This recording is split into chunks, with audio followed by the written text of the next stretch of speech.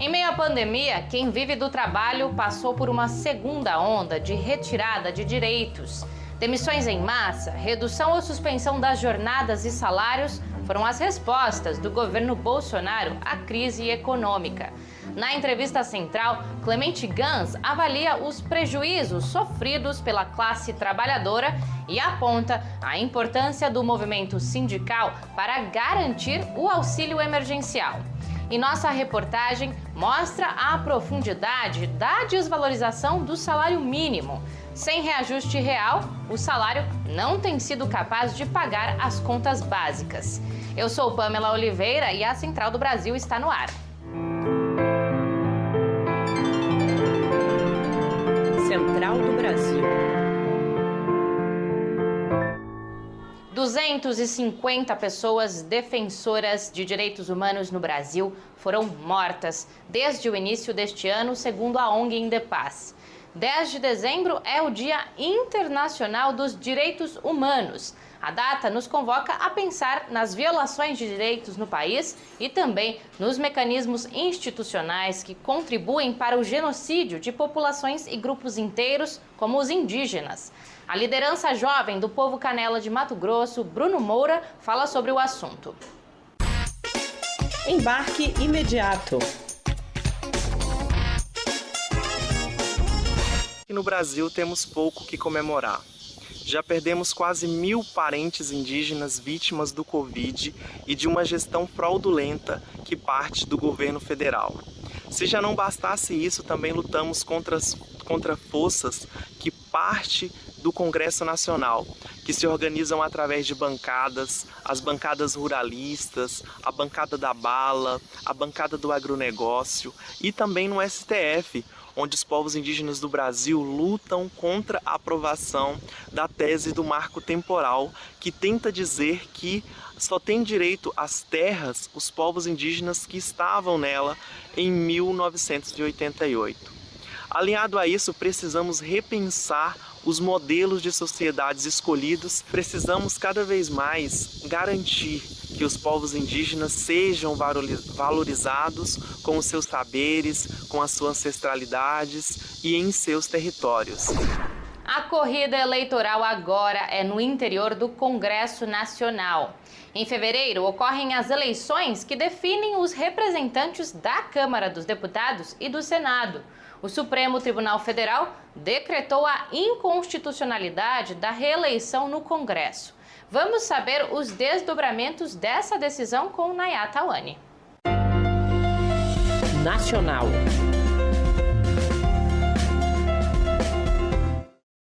Em menos de 2 meses, acontecem as eleições para a presidência da Câmara e Senado Federal. A corrida para o comando das casas legislativas já está marcada por intensas disputas eleitorais. No início dessa semana, o STF vetou a possibilidade da reeleição de Rodrigo Maia e Davi Alcolumbre. Decisão que mudou os rumos dos outros candidatos para a presidência da Câmara e Senado. O cientista político Wesley Moraes expõe o que podemos esperar de acordo com os principais nomes que estão à frente nesta disputa. Na Câmara dos Deputados, por exemplo, um candidato vem forte com apoio do atual presidente da República, Jair Bolsonaro, que é o deputado Arthur Lira. Já no Senado, a disputa está entre 2 candidatos do governo, Eduardo Gomes e Eduardo Braga. Eduardo Gomes é o líder do Planalto no Congresso Nacional e pertence ao partido que tem a maior bancada, que é o MDB. Jair Bolsonaro tem apoiado o deputado Arthur Lira para a presidência da Câmara. O candidato é o líder do Centrão e um nome de destaque nesta eleição. Ontem, o jornal Folha de São Paulo publicou uma denúncia de que o governo federal barrou a liberação de emendas e direcionou dinheiro para votos no candidato Arthur Lira. O professor e analista político Francisco Fonseca aponta como será o cenário caso um dos parlamentares aliados ao Bolsonaro ganhe a presidência. Acho que tem 2 cenários. O primeiro, a vitória de um eventual presidente da Câmara e um eventual presidente do Senado mais próximo ao Bolsonaro é o pior cenário possível. Porque aí é o cenário, né, de destruição do Brasil, né? Um cenário que, inclusive, não faz o contraponto, ou que vai dificultar o contraponto. Não dá para ser otimista, ao meu ver. Não dá para ser otimista. A questão é, o que é ruim pode piorar. O que é que pode piorar? Um presidente da Câmara ou do Senado muito alinhado ao Bolsonaro. Isto pode piorar. Você aí já ouviu falar em gordofobia? A cultura da magreza impõe muitas restrições e violências ao corpo, levando até ao ódio contra pessoas gordas.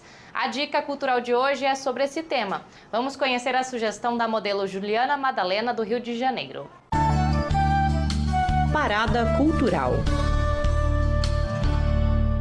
E a minha dica de hoje é o livro De Gorda Plus Size, da Aliana Ayres, um livro indispensável para você que gosta de moda, para você que quer entender mais sobre o rolê do corpo gordo na sociedade e principalmente entender como que funciona tudo isso dentro do mundo da moda. Essa semana aqui no programa você acompanhou como está difícil para o brasileiro pagar o aluguel e garantir comida na mesa.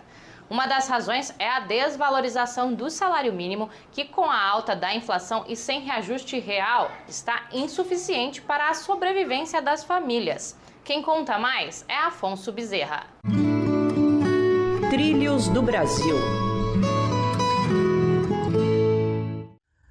Os trabalhadores brasileiros encerram o ano de 2020 assistindo ao derretimento do salário mínimo.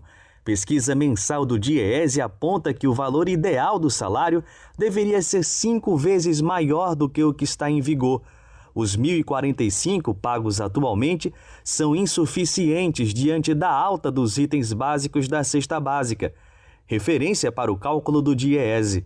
Segundo a pesquisa, os trabalhadores deveriam receber R$ 5.289 para conseguir dar conta dos itens básicos. Em 2020, a cesta teve um aumento de 35%. Quem recebe apenas um salário mínimo tem feito ginásticas para fechar as contas no final do mês. É o caso de Laila Silva, garçonete do Rio de Janeiro, estado com a cesta básica mais cara do Brasil. Então é complicado, porque o salário mínimo fica apertado para garantir tudo isso com qualidade, né? A rotina da gente trabalhadora é sempre muito corrida, a gente acorda cedo, resolve as coisas, vai vir trabalhar. Não tem hora para sair exatamente, mas tenta garantir e fazer um pouco de tudo para manter o emprego. Outros itens também deixaram uma conta no final do mês mais salgada, como tarifa de luz e transporte público. O economista Márcio Postman avalia que após uma década de geração de emprego formal e valorização real do salário mínimo, os trabalhadores experimentam o derretimento destas conquistas desde 2016. Sem emprego e com os preços elevados, o poder de compra do salário tem diminuído drasticamente. Nós estamos sofrendo uma inflexão, um movimento no sentido inverso, que é não apenas a redução do emprego, portanto, faz com que as famílias tenham menos pessoas trabalhando e, portanto, incorporando renda, e ao mesmo tempo uma explosão dos preços básicos que reduz o poder aquisitivo das famílias. E para quem vive do trabalho, o ano não foi nada fácil. Foi necessário uma forte pressão do sindicalismo no Congresso para garantir a manutenção da prorrogação da desoneração em folha, que havia sido vetada por Bolsonaro e poderia resultar em demissões em massa em 17 setores da economia. Jonatas Campos fala sobre o assunto com Clemente Gans, do Fórum das Centrais Sindicais. Entrevista Central. Hoje vamos fazer um balanço sobre o ano de 2020 e falar sobre 2021, sobre o movimento sindical e o mundo do trabalho e dos trabalhadores. Para isso, convidamos Clemente Gans, sociólogo, pesquisador do tema e assessor do Fórum de Centrais Sindicais. Clemente, agradecemos sua participação. Qual o balanço que o Fórum das Centrais Sindicais tem sobre o ano de 2020? Olha, Jonathan, foi um ano bastante difícil. A crise sanitária colocou desafios enormes. Houve uma incidência no âmbito nacional das centrais na disputa no Congresso Nacional pela proposta do abono emergencial e a aprovação do jeito que ela foi feita, a sua renovação, a extensão para frente do abono emergencial, a proteção dos assalariados para ter o salário pago naquelas empresas que pararam a atividade produtiva e uma grande intervenção nas negociações nos locais de trabalho, tentando proteger os trabalhadores do desemprego, protegendo os trabalhadores nas convenções coletivas. Foi um ano de muita ação sindical, além de toda a solidariedade que os sindicatos fizeram por meio das doações, cessão do espaço para que o trabalho da saúde fosse feita, trabalho de solidariedade do ponto de vista econômico, cesta básica, ação para proteger os trabalhadores nos protocolos de proteção à saúde. Portanto, foi um ano de muito trabalho e de muita luta feita pelo movimento sindical em todo o Brasil. E a taxa de desemprego chegou a 14,4% no trimestre que terminou em agosto. Eu lhe pergunto, há perspectiva para a retomada do emprego em 2021? Olha, em grande medida, a retomada do emprego vai depender da dinâmica econômica, evidente. Portanto, se nós tivermos uma dinâmica econômica fraca, e tudo indica que poderemos ter uma dinâmica fraca porque faltam estratégias consistentes para uma retomada mais robusta, poderemos ter um desemprego crescendo, é o mais provável que ocorra, especialmente no primeiro semestre. Depende da vacina, infelizmente o Brasil está atrasado na resposta à vacina, já devíamos ter um plano e ter contratações feitas que não o fizemos ainda. O governo federal, mais uma vez, atua na descoordenação e a consequência disso para a economia poderá ser um desemprego maior do que seria se nós tivéssemos uma dinâmica mais coordenada. E nesse contexto, muita gente desempregada, muito trabalho informal e você assessora as centrais sindicais.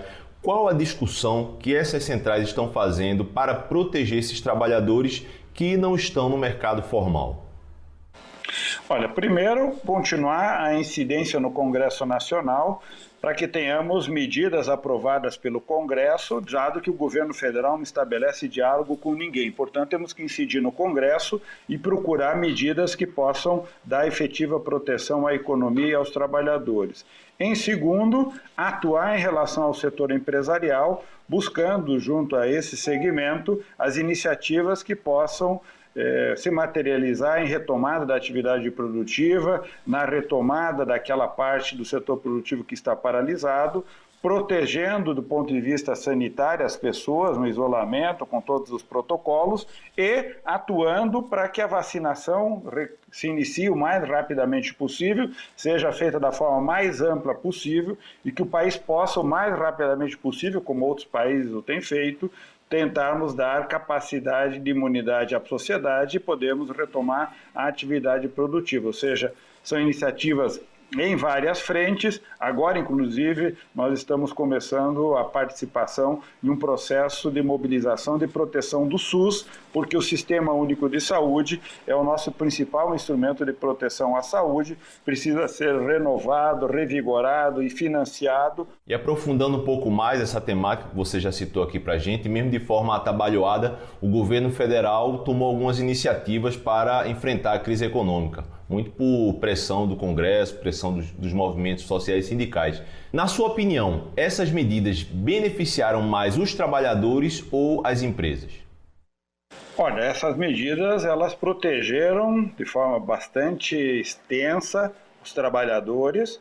O auxílio emergencial, o governo queria uma proposta de R$150, o Guedes propunha para mais ou menos 20 milhões de pessoas. Nós aprovamos no Congresso, por proposta inclusive das centrais, um auxílio emergencial de R$600, que atingiu mais de 70 milhões de pessoas beneficiárias, portanto, mais de 3 vezes o contingente e o valor apresentado. A proteção foi bastante extensa, ou seja, a população, especialmente trabalhadores autônomos, conta própria, tiveram uma proteção que não tinham no passado. As empresas também tiveram condição de resistir, muitas delas com esse recurso puderam resistir à paralisação da atividade produtiva e a própria economia. A gente termina hoje por aqui. Para rever os nossos conteúdos, acesse nosso perfil no Instagram, @Programa Central do Brasil. Até amanhã.